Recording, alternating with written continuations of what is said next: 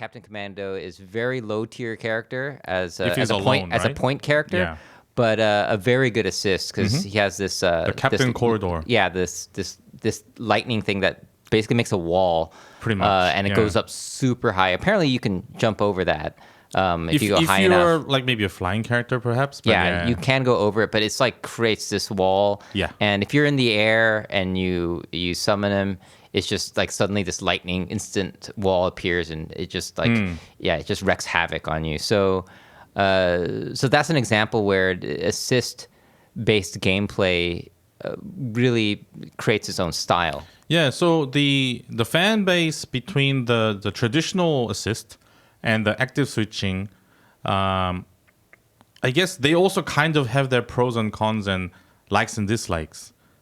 So a lot of the people who played Marvel 3, where I'm also very invested into, when Marvel Infinite came out, they were obviously interested at the start, but then when they grasp upon the fact that it is not your traditional style assists, it is in fact the active switch style, they kind of obviously they would have had a bit of a time to think about whether this is any similar to the game that I played before, or is this somewhere I have to learn a whole new game?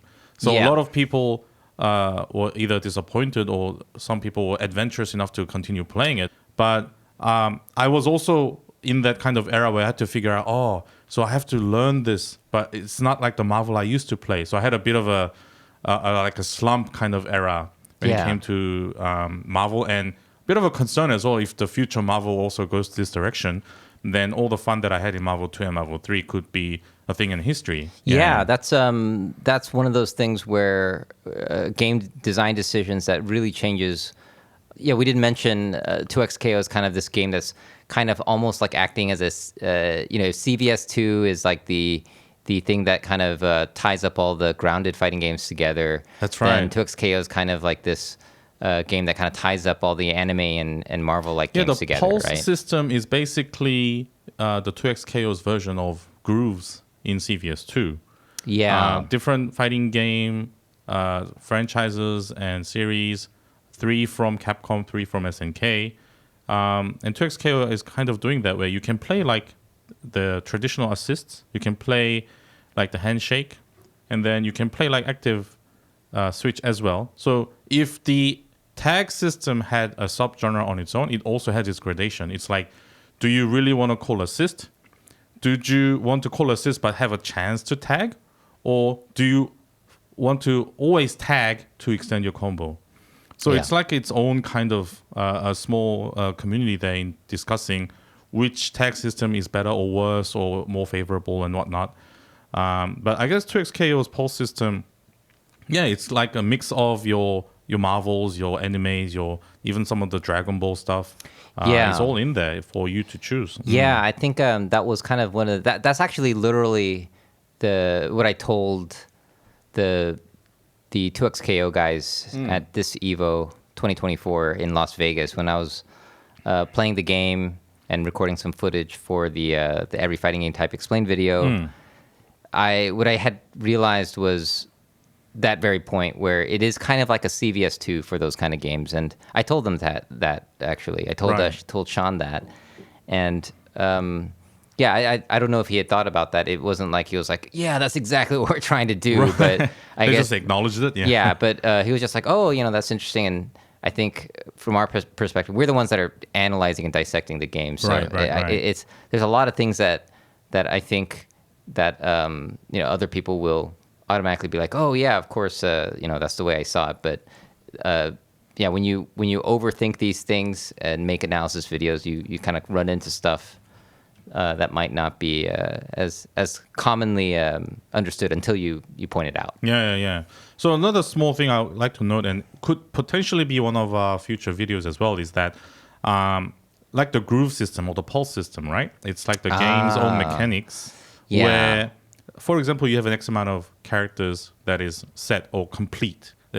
This game has, say, I'll just put CVS2 in an example. CVS2, I believe, has 48 characters. Yeah.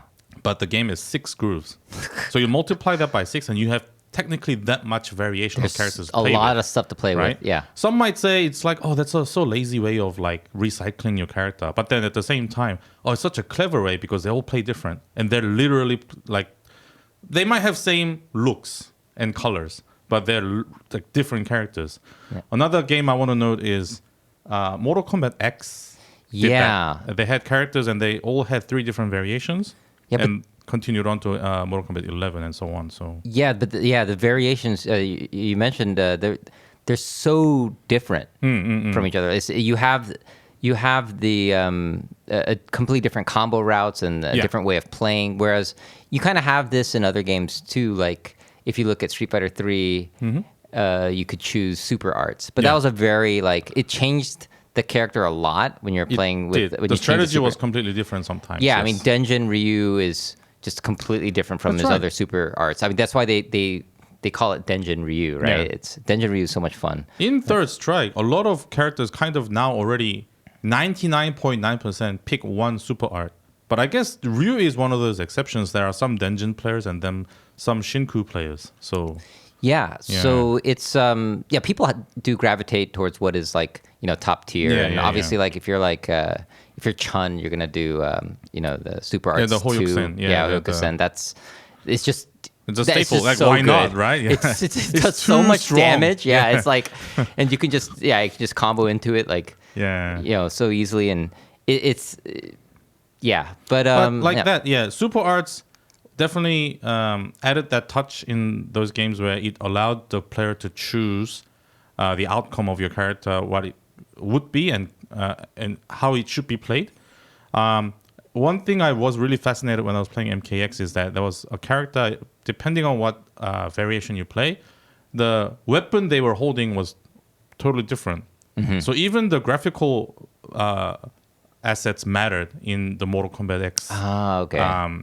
variations. On top of that is obviously the gameplay. Yeah.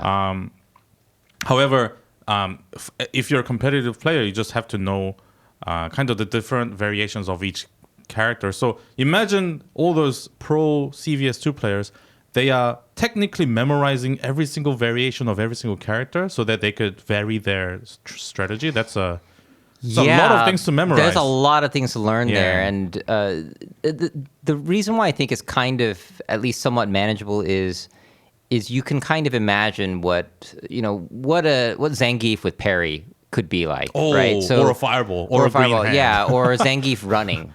Oh, yes, yeah, that's like right. it's like you have like some of the SNK style grooves where you have running. It was like, oh, suddenly Zangief can run. So it kind of makes it manageable in that sense. But this topic is incredible. I It's think pretty this cool, could right? be a Core analysis Potentially. video. Yeah, this is Potentially, definitely something we should put on the whiteboard.